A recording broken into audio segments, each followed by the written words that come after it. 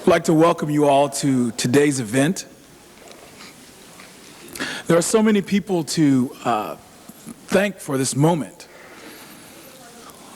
The vision of the Board of Trustees of San Joaquin Delta College, instructors on your campus, staff members who have met as part of the Staff Student Diversity Committee, who dreamt about days like this. But the lion's share of recognition and accolades and the work was done by the CAPS Committee. The CAPS Committee is comprised of both faculty, staff members, students who are concerned about our world and bringing issues to our college so that we can ponder them. We have today's event, which you all know of, but on the 15th, we also have a visiting speaker, Mr. Arturo Rodriguez, President of the United Farm Workers. And we would like to invite you back so that you can hear what he has to say. Diversity is something that affects us all. We all have friends, we spend time with them, we celebrate our likenesses, which probably brought us together, and then we recognize that in some small way, we are different. And we explore those things amongst our friends. So today is a day that we're going to explore diversity in our society, and maybe even global diversity. We appreciate your rapt attention, and we ask that you would give our speakers that same attention. And there will be time for question and answer, and I'm sure that you will enjoy the day. If you're an EOPS student and you are you need your voucher signed for attendance, there's a table in the foyer, and they will accommodate your need there. But at this time, I would like to introduce Ms. Priscilla Ellis and Mr. Jason Filzer, students on our campus. Would you please give them a round of applause?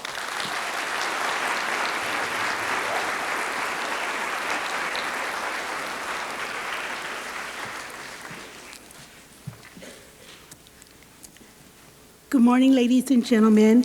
Thank you for joining me here at Atherton Auditorium. My name is Priscilla Ellis. I am a student here at Delta College and also a student in the Intercultural Communications class. Everyone here is part of a family, whether it is within your own individual families, circle of friends, your coworkers, or your family here at Delta College. These pale in size compared to the grander family unit. The family of humankind has suffered throughout the years at the hands of discrimination, segregation, and even genocide. It's a constant struggle to preserve and protect each member of the family. With unity and resilience, the family of humankind can and will flourish. At this time, I would like to introduce to you my brother, Jason Filzer, who will introduce our speaker for the afternoon.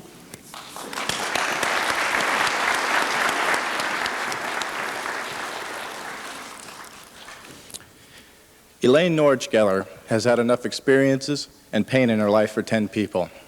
She has seen humankind at its worst and most degrading state, but survived to teach lessons learned from these atrocities. She speaks on one of the most important issues facing not just one race or group, but facing all of us. She speaks the words of freedom, of active resistance, and protecting the quality of our humanity. Silence is the plague of a society when it comes to discrimination and racism. And Elane Norych stated in an essay of hers that not everyone was silent. There were some good Poles, and there were some good Germans. There were some good whites who helped black Americans during slavery. And these people should be celebrated as heroes. With actions and the aid of the spoken word, Elane Norych has remained anything but silent in her continuous effort to combat racism and prejudice. And for that, she is a hero of the truest sense. I now present to you Ms. Elane Norych.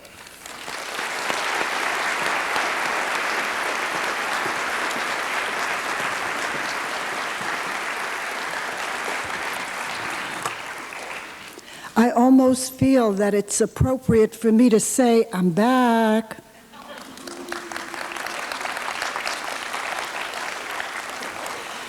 I was actually am actually looking forward to the day when I won't need to come back to the places I return to. Sadly, very sadly, to someone like myself, the extraordinary loss of young life in these last few weeks in our own state, to all thinking and feeling and caring people is a shock to their system. Let me tell you, to a child Holocaust survivor, it is beyond shock. I weep for the members of my family who cannot see the passages of my life. The parents who won't see my sons married, the mother whom I can not remember, and I find that the value of life has diminished, and that rather than not returning, my returns seem to be more important.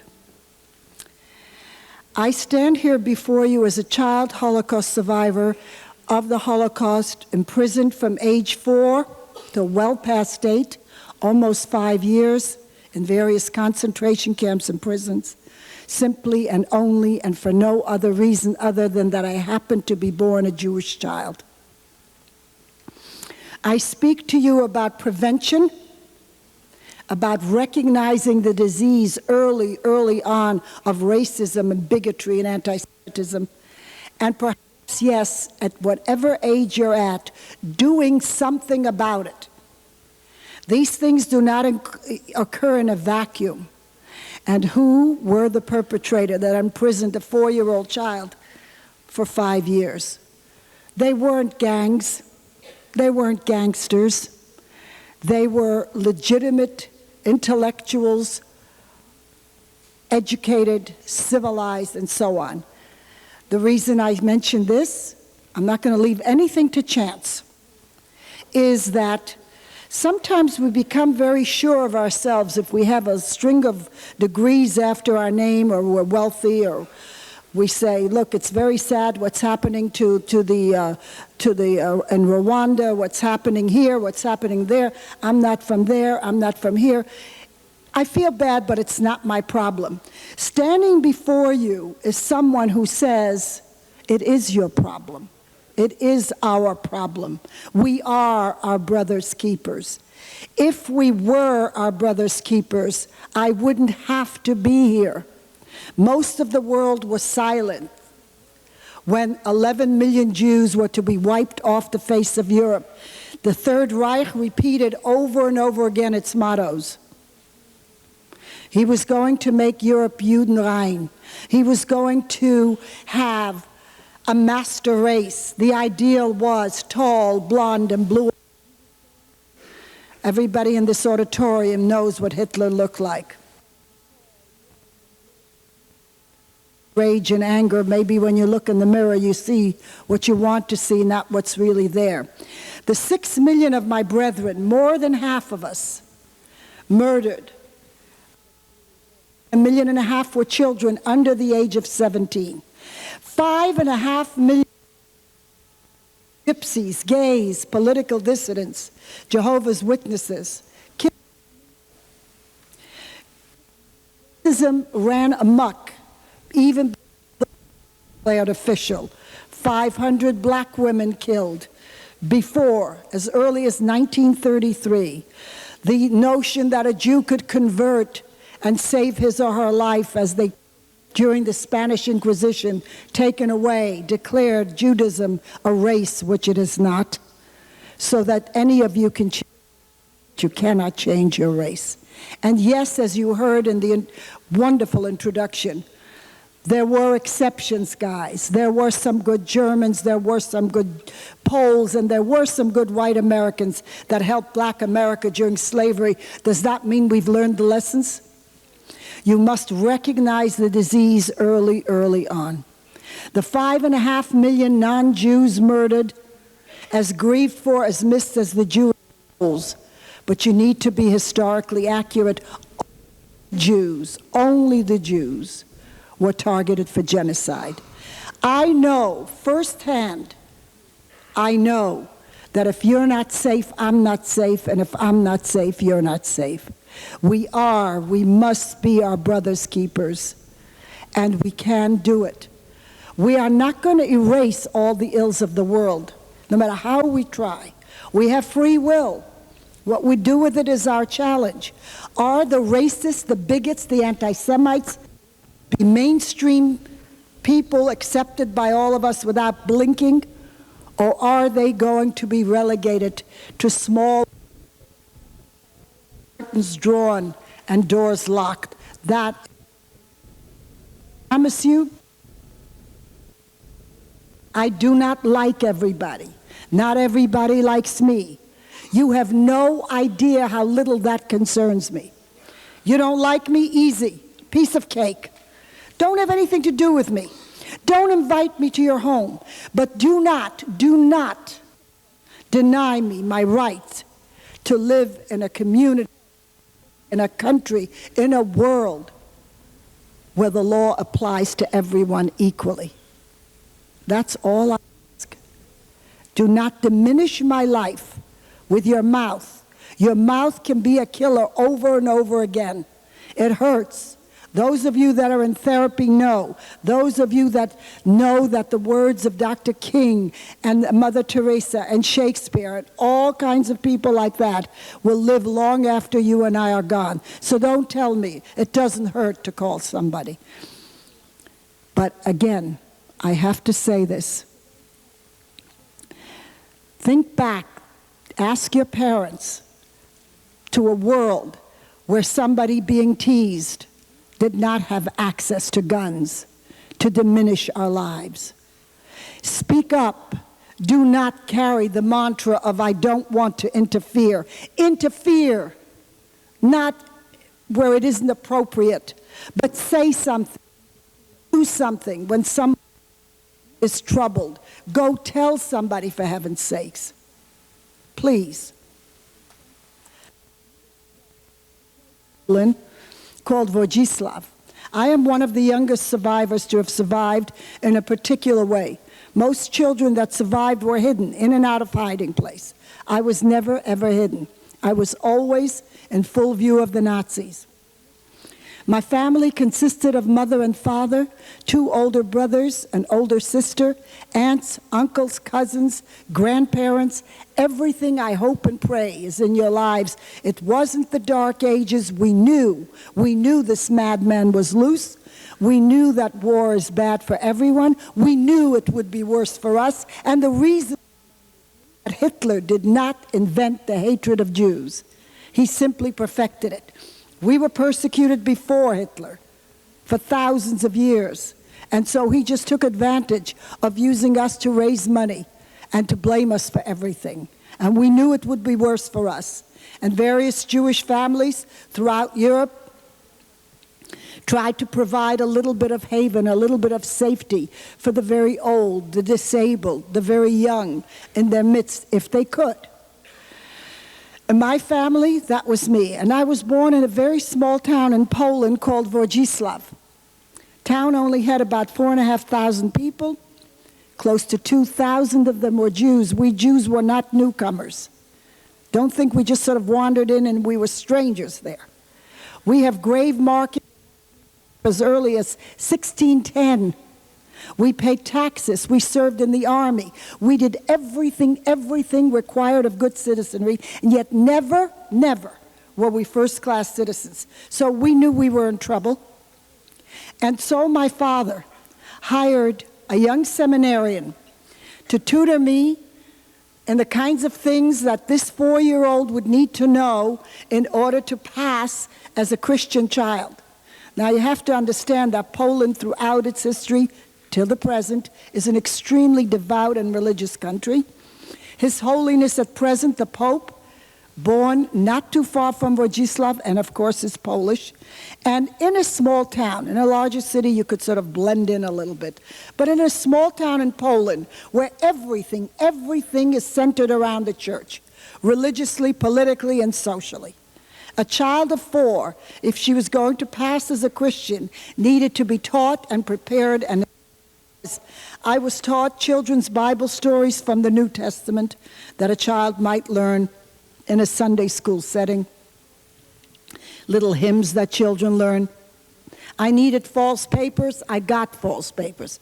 A false birth certificate, a false baptismal certificate, an arrangement made with a Christian family in our community that should the Nazis come into our town, I would be taken to this Christian home, left there till the war ended. At the end of the war, whoever was left of my family would come and get me. Many arrangements carried out exactly as agreed upon, and many were not. As we survivors are getting older and older, the average age of a Holocaust survivor today is 83. Some of us have already gone to the next world, not being % sure that the children we left behind weren't either turned over to the SS when we were moved out of the town, or sometimes the family became very fond of the child, baptized it, converted it, and then hid it from the Jewish family member when they came to get it. And we have evidence both ways. And so the day came. The Nazis marched into our town. They started out by rounding up all the Jews on their knees in the town square. However, my earliest memory was not that. It was, in fact, my father putting on this 4-year-old an enormous amount of clothing. So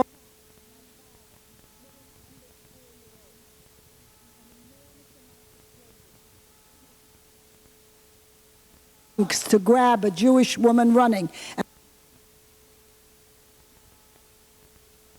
and a child was a piece of cake. All they had to do was reach out.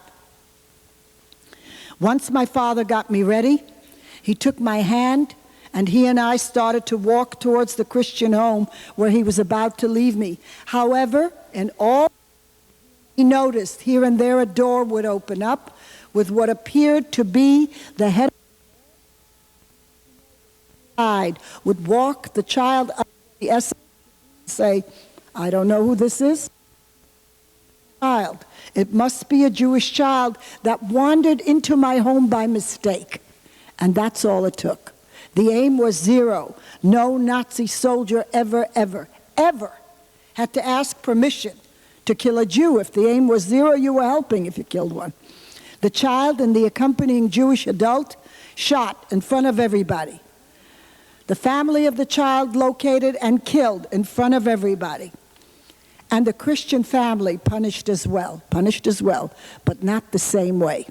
When my father saw this betrayal, he quickly changed his mind. He took my hand, we turned around, and we started to walk towards the center of town to locate and join the rest of the family.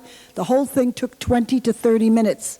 However, by the time we got there, 2 of my uncles were already dead. My father's youngest brother had a loaf of bread under his arm, and in the bread he stuffed some jewelry, rings, earrings, watches, whatever. We were not allowed to take anything with us. We were certainly not encouraged to bring pencil and paper in so we could write down what was happening and share it with the world if we survived. So my uncle stuffed some jewelry in this bread, and the bread hit the ground. It split open. They saw the jewelry. They killed him and his brother-in-law with him, like that. Around a large group of us, small clusters of people pulled out of the community to help in our own demise and destruction. Strong-looking men dug ditches for mass graves. People shaved hair. People took gold out of inlay for that. Maybe. They got an extra crust of bread. The caloric intake of a Holocaust prisoner, 400 calories a day. 200 in the morning, 200 at night, consisting of a triangular piece of Schwarzbrot, black bread, and some dirty water that was to pass the soup. I never got any food officially. You got food if you were working, if you counted at night and at dawn to see how much food they needed, who died, who tried to escape. I didn't work, I didn't get food. My aunt shared her food with me, and I was creative another way. One of the groups, however, was being shot at, right near where we were, people screaming and dying and bleeding and falling down. and in that group were my grandparents and my mother. My grandparents were quite old. The elderly would need help to get on a transport truck to be driven elsewhere for more efficient killing. Why bother? They dug ditches and shot them right into them. My mother, I was told, was part of a very small group of people in various stages of illness. She was recovering from extremely minor surgery. Again, they were not going to put her on a gurney, take her to a hospital, get her well, and then kill her. Why? As soon as that massacre was over, we were quickly moved out of the center of town to a small holding camp not too far away. The camp was surrounded by electrified barbed wire. We were given armbands with yellow stars of David on them. That was the end of our freedom. Different family members sent to different work camps, death camps. You never knew where they were going. You certainly never knew if you'd ever see them again. My 16-year-old sister sent to Auschwitz, where at 16, she died in the ovens of Auschwitz, simply and only and for no other reason other than that she was a Jew. Now, you need to know the climate in which history takes place. Auschwitz popped up out of nowhere. Hitler tried twice to get into office, lost the first time, won the second time. It was a time in Germany when the economy was virtually zero. People couldn't find work, kids couldn't go to college. It was perfect for blaming it on someone else. We all know how that works. The Jews, the Jews, the Jews. Get rid of the Jews and things will be better, and they did get better. Places like Auschwitz popped up out of nowhere. People in the surrounding area could see the smoke of Auschwitz belching out smoke that smelled of human flesh burning. And suddenly they had jobs. They were making pillows out of human hair and jewelry out of gold inlay and fertilizer out of our bones, and nobody asked, what's going on over there? Where are these jobs coming from? Next, my aunt and I, my father's sister, one of the uncles killed in the beginning, were sent to another place, a place called Stekachin, a small coal mining town not too far away. I believe, in all honesty, a major reason that I survived was my aunt's care. She never had any children of her own.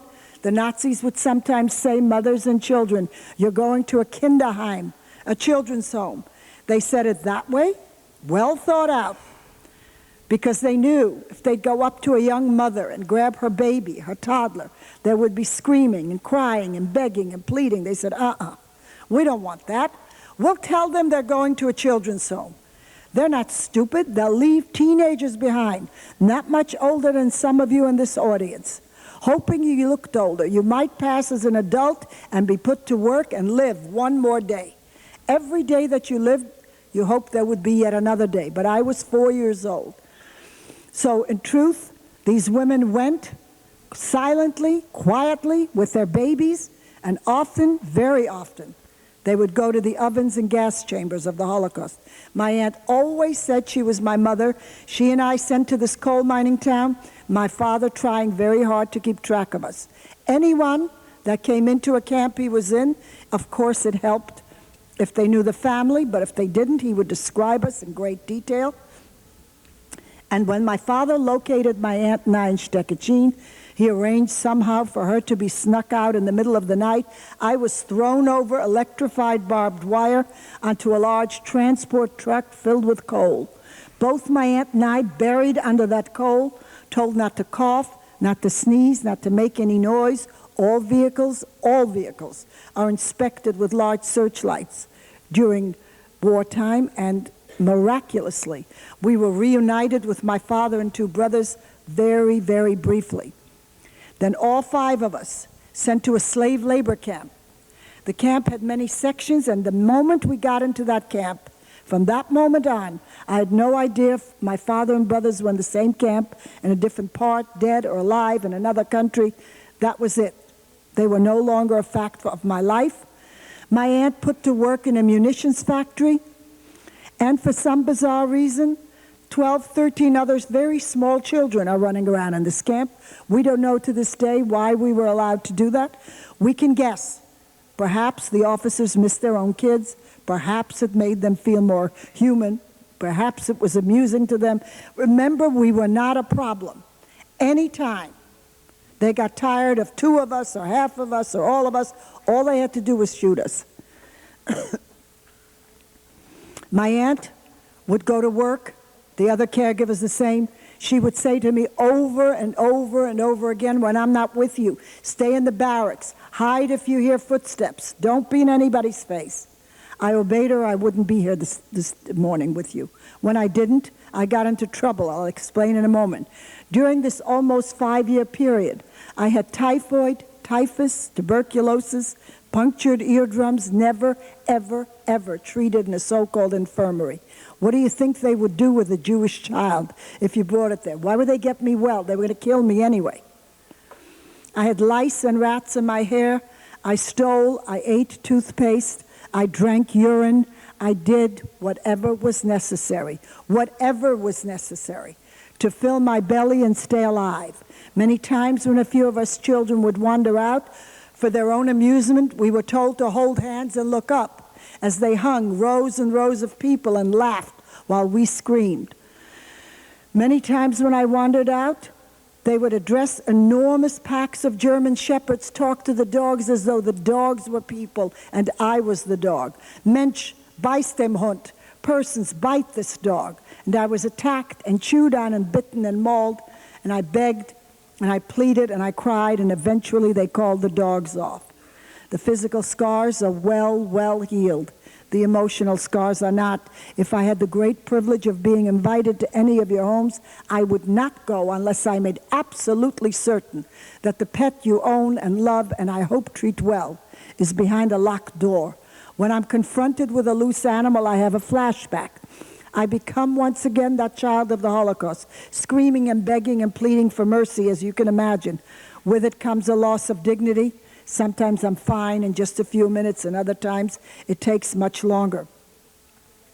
Next, my aunt and I were packed into cattle cars, railroad cars, the conditions beyond description, all of your bodily functions performed right where you were standing. However, what I remember most of all and cannot ever forget are my aunt's screams as she begged the other inmates not to eat me alive.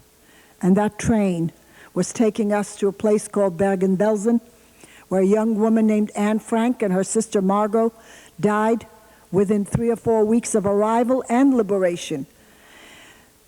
I was there, of course, much longer. Our train stopped a good distance outside the barracks. That was the way it was. It was wintertime. The ground was solid ice, and we marched to the barracks on that ice. Our feet got frozen so badly. Mine were so badly frozen. When they began to thaw out, my aunt would stick her fist in my mouth so I wouldn't scream, because they were beginning to lose the war and they were killing beyond randomly. Arriving in these barracks, women from all over Europe. Most of them had already lost their children. The sight of a child would break their hearts. This child didn't care. I was a little past 8 by then. I'd go up to these different nationals.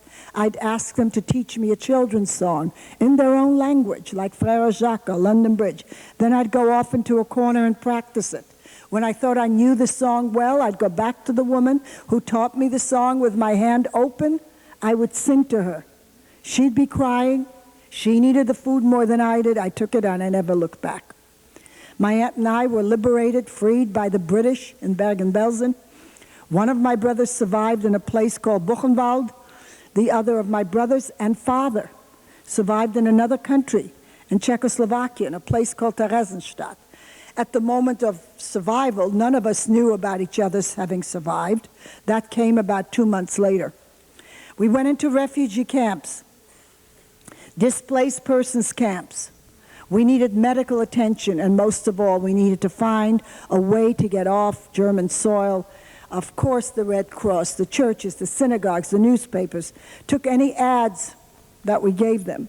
An ad placed by one of my brothers said, "I am Jacob Norych, son of Israel Mordechai Norych. I'm looking for family anywhere." My father actually had a brother in the United States. I would not have known that. My uncle read this ad in a Yiddish newspaper, recognized the town, the family, and raised heaven and earth to get us off Nazi soil quickly so that the 5 of us arrived in the United States on the very, very, very first boatload of refugees to come out of the Holocaust. That was in May of '46. I started my life in school the following September, about almost 4 years behind grade level, and began my life here. Before I take your questions, we need to save a little bit of time, so I'm rushing a little bit, but I hope you've heard me. Please hear me a little bit longer before I take your questions. I have taken my anger and my passion and my pain and become an activist. I know firsthand that if you're not safe, I'm not safe, and if I'm not safe, you're not safe. That if you don't speak up on behalf of others, there'll be no one left to speak up if, God forbid, somebody's after you. I do not understand how you can be a racist, a bigot, or an anti-Semite and believe in an all-knowing higher power. What is it you're thinking? That this higher power you worship, this all-knowing higher power, looked down one day, said, oops, I made blacks and whites and Asians and Hispanics. I made a mistake. I'll call on the neo-Nazis, the white supremacists, the racists of this world to ask me to help me clean up my act. I don't think so. We have to be on the journey. Our challenge is not to let our enemy define us. Somebody comes up to me and says, you're going so-and-so? They're anti-Semitic over there. I haven't met all the people in this place called so-and-so. Somebody says to you, all blacks are this, all Asians, all Hispanics, all Jews are this. For heaven's sakes, open your mouth. It's the least you can do. I don't know all these people.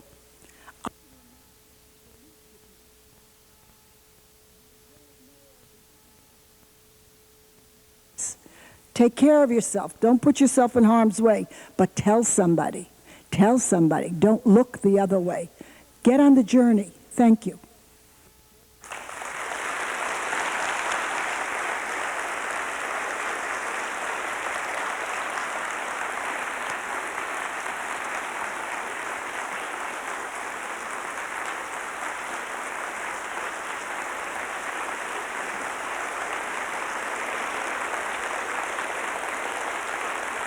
Thank you. Thank you so much. I really cannot even tell you what this means to me. Realize this as I take your questions. Before the Holocaust, as pessimistic as I may have sounded to you, there is no way that an Eastern European Jewish woman would feel as safe and as welcome as I do today here. We were afraid of Christians before. I'm not afraid anymore. Don't you think that's progress? For all of us. Let's have some questions, and keep looking to see when we need a little bit of extra time, so everybody be patient. Any questions? Look, this is your last chance, they tell me, in this generation. You're the last generation to speak to a Holocaust survivor. I have no idea why they say that, but anyone? Okay, right there. Stand up. Go ahead. Yes, yes, yes. I'm going to need some help here. Have I ever what? I may have met her. I don't know. The young lady that was standing. Go ahead. Am I going to speak here again? If I'm invited. Yes, I do speak in the area, though. Anyone else? Yes. I have a question. I'm going to repeat the questions. Then I'll go to all of you in the back there. I need some help from the people, the ushers, so... Okay, because I can't see them. Go ahead.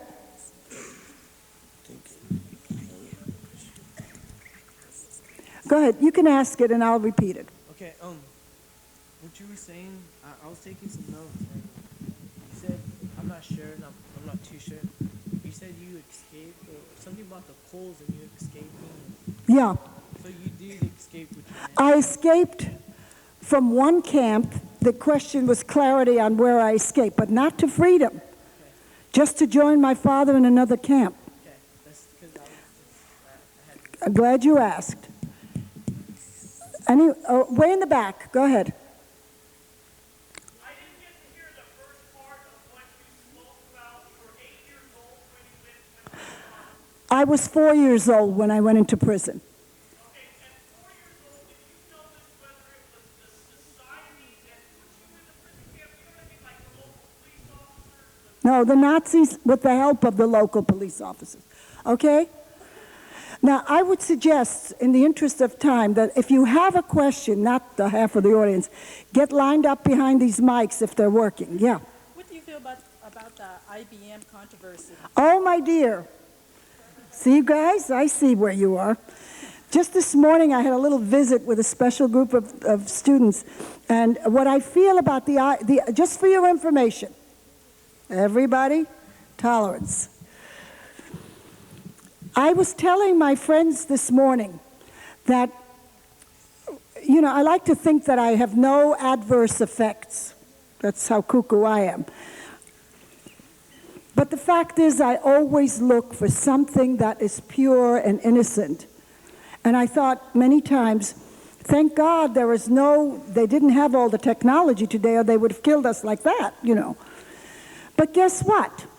We find out now, close to 60 years after the fact, that IBM, for money, I'm not paranoid, you know, it was about money, helped the Nazis by having those infamous now punch cards that I didn't realize were that old, to locate where Jews were. What do I think of it? I think it's despicable. And they did not cooperate. There's a book out called IBM and the Holocaust, and it's a bestseller. I think it's despicable. Yes?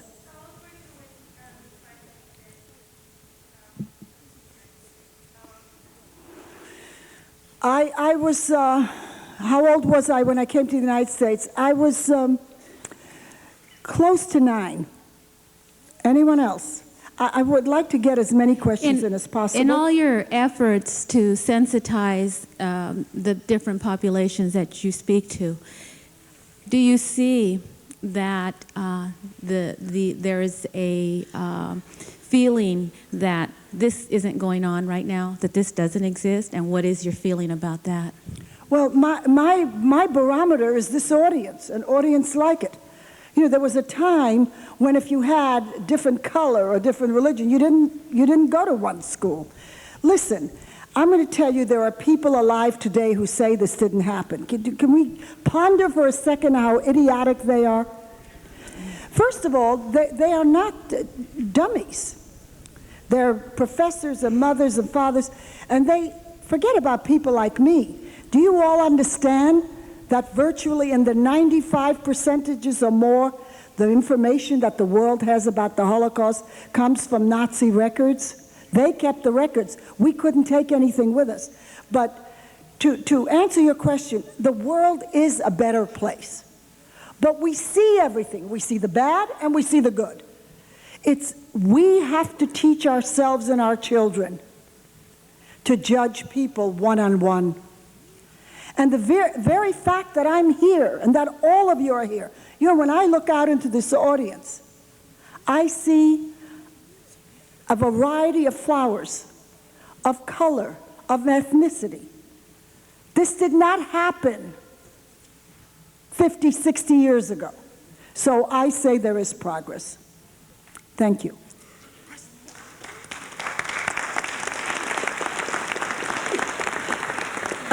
You were only 9 when you arrived here. Did you start your healing process right away, or was it later as an adult? Did I start what? Healing process. Oh, the healing process is ongoing. That's the question. You guys were, so far, nice enough, but I don't care.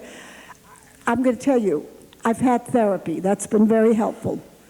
And I don't think that you can ever heal from that. It's what you do with the pain that counts. I had a choice. I could be a bitter person, paranoid, hide, which, by the way, many times I've wanted to, because I know about hiding. I know about running. Believe me, if I thought there was something wrong in here, you can't outrun me. Trust me. And I would do it in a way that you wouldn't even know I'm doing it, because I have learned how to exist without being.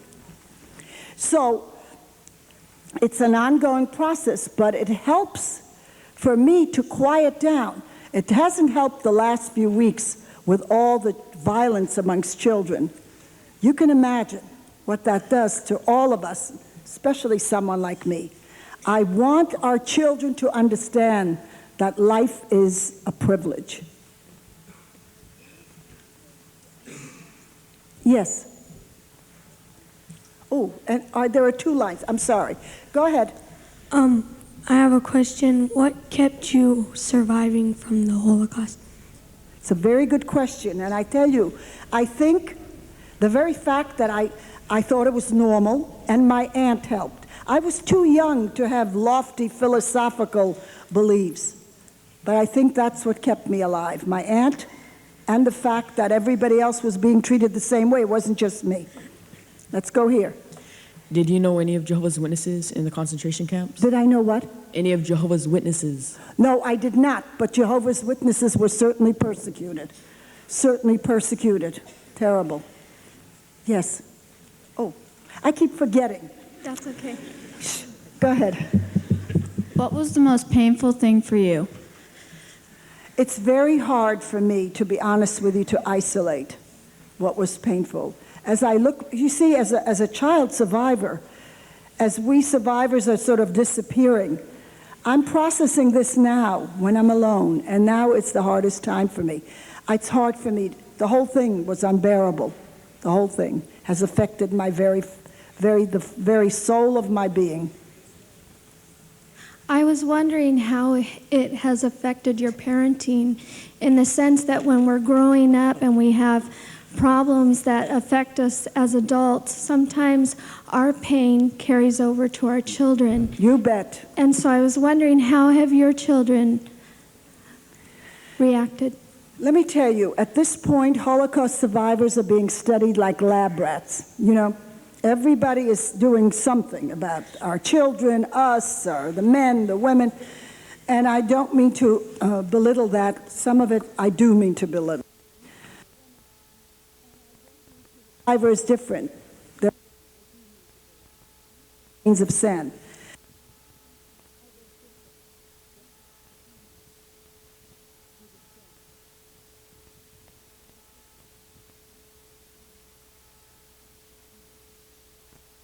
For me, some survivors all the time, some survivors never speak about it. My son in the last 7 years heard me. But one time, many, many years ago, I was on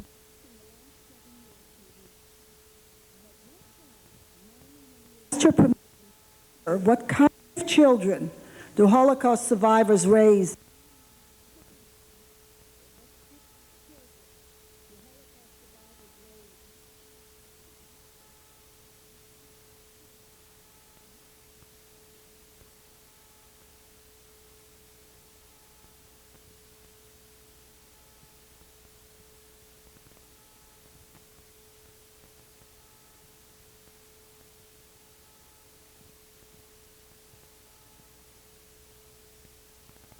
Say for sure.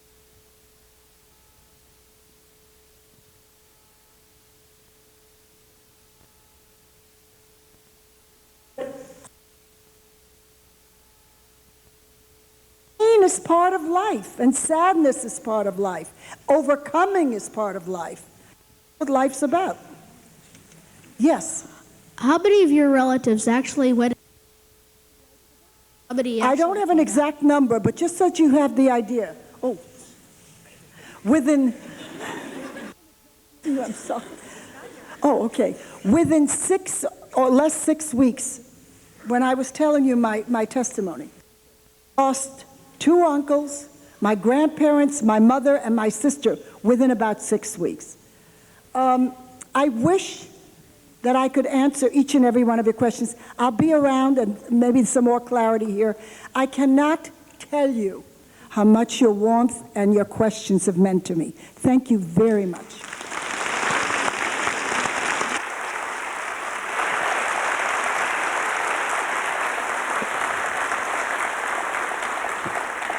For those of you with questions, you will have an opportunity to talk further with Elane, Ms. Geller, at the reception in Shima Lounge. Ms. Geller, I'd like to say that this community appreciates you very, very much, almost as much as I do. As you can see, they really love and appreciate you. I appreciate them. I'm afraid I haven't been completely honest with you this morning. I've actually told you a lie, shall we say, of convenience, and the audience is actually in on it. Janet Rivera isn't actually here to talk about diversity this morning. She's actually here to present you with a special award. And ladies and gentlemen,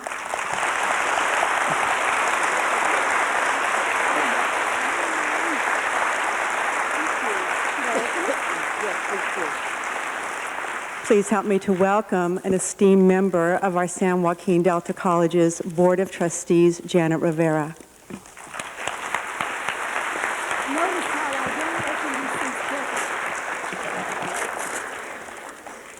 Thank you. As you're opening that, I'm the chair for the Diversity Committee for the Board of Trustees. Leo Burke, who is our president, couldn't be here, so he's asked me to step in, and it is such an honor. Before the Board of Trustees of San Joaquin Delta College District Resolution 01-05 in recognition of Elane Norych Geller Day, March 8th, 2001, whereas Elane has annually since 1995 graciously and courageously told her story of surviving the horrors of the Holocaust during World War II to large Delta College audiences comprised of students, staff, and community members. And whereas the teaching of tolerance and intercultural understanding has fostered through Ms. Geller's testimony and appeal to social justice, whereas Elane has consistently contributed immeasurably the value to the college students, staff, and community by teaching firsthand lessons in history and related contemporary issues, including unlearning racism, social activism, and the importance of pluralism in the United States and in the global society. And whereas Elane is appreciated by the students, the staff, faculty, and the board, and the administration, and the community for her talent, caring, and her commitment, now there be it resolved that the San Joaquin Delta College Board of Trustees declares March 8th, 2001, the Elane Norych Geller Day on the Delta College campus in appreciation for her continued outstanding quality of educational presentations. This was passed and adopted February 20th, 2001. Thank you. What's next, the college degree? There you go.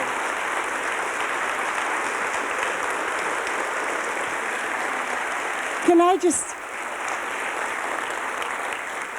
I just say one thing? This is very personal. I mean, you can imagine, I don't tell this to everybody. I never finished college, and you all better finish college or you'll have me to deal with. And I remember when my daughter graduated from Berkeley, you know how all you guys get, you're going to finish college, My daughter would say, I cried when she brought home her diploma, She'd say, oh, Mom, just use whiteout, put your name in it. I don't care. But you know what? I so regret it, and I always joke about someday, somebody once said, it's a time for an honorary doctorate or a honorary college degree, but this is better. Because this speaks to what I'm trying to do and what I hope, if one of you hears me, I will be forever in your debt. I thank you. I look forward to meeting you at the reception, and I cannot tell you how much all of you mean to me when I visit here. Thank you.